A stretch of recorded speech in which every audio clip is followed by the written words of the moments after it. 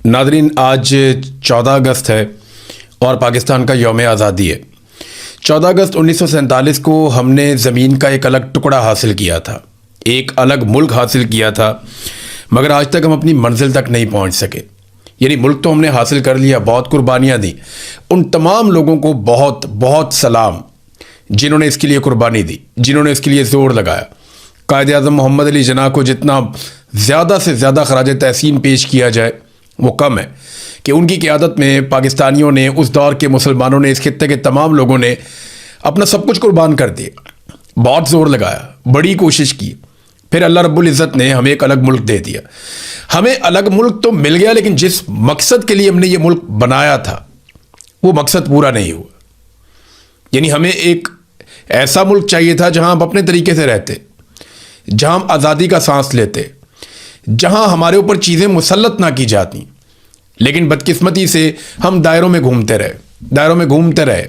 अब 8 दहाइयाँ होने वाली हैं, हम दायरों के इस सफ़र से बाहर नहीं आ पा रहे। हमारे पास एक मुल्क है मगर हम हकीकी आज़ादी से महरूम हैं। पाकिस्तान में आने वाले तमाम अवामी रहनुमा या तो इस लड़ाई में मारे गए हकीकी आज़ादी के लिए, या फिर वो सरेंडर कर गए। मगर ये लड़ाई आज भी जारी है और इस बार इस लड़ाई का आलम एक ऐसे शख्स के हाथ में है जो हार मानने को तैयार नहीं है। उसे कैद तन्हाई और सलाखों के पीछे का अकेलापन अभी तक तोड़ नहीं पाया। वो डट कर खड़ा है, लड़ रहा है, मुकाबला कर रहा है, इस उम्मीद पर कि एक दिन हर पाकिस्तानी जागेगा और अपने हिस्से का जोर लगाएगा। मुल्क पर मिलिट्री एस्टेब्लिशमेंट का जो कब्जा है वो एक दिन ख़त्म हो जाएगा। यानी अंग्रेज़ तो चले गए और उनसे तो हमने आज़ादी हासिल कर ली, लेकिन जो उनकी बाकियात रह गई उनसे हम आज़ादी हासिल नहीं कर पाए। पाकिस्तान के शुरू में ही पाकिस्तान की मिलिट्री एस्टेब्लिशमेंट ने चीज़ों को कंट्रोल कर लिया।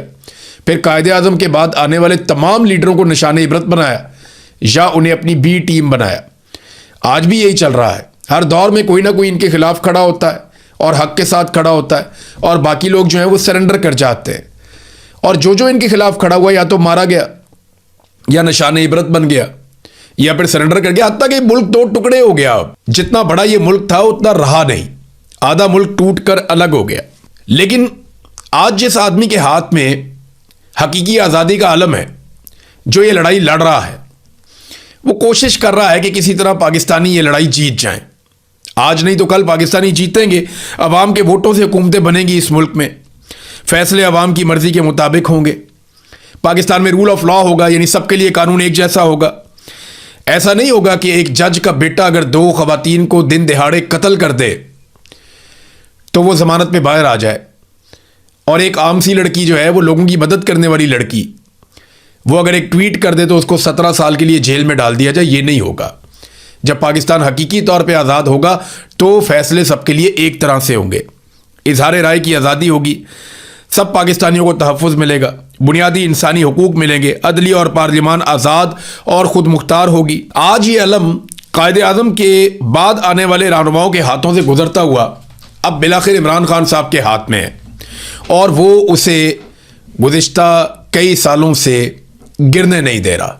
इमरान खान ने अलम थामा हुआ है। जहाँ मैं पाकिस्तानियों को कहूँगा कि आपको जश्न आज़ादी मुबारक, वहीं मैं हर उस मुजाहिद को सलाम पेश करूँगा जो पाकिस्तान बनने से पहले और आज के दिन तक आज़ादी से लेकर हकीकी आज़ादी तक इस लड़ाई का हिस्सा रहा।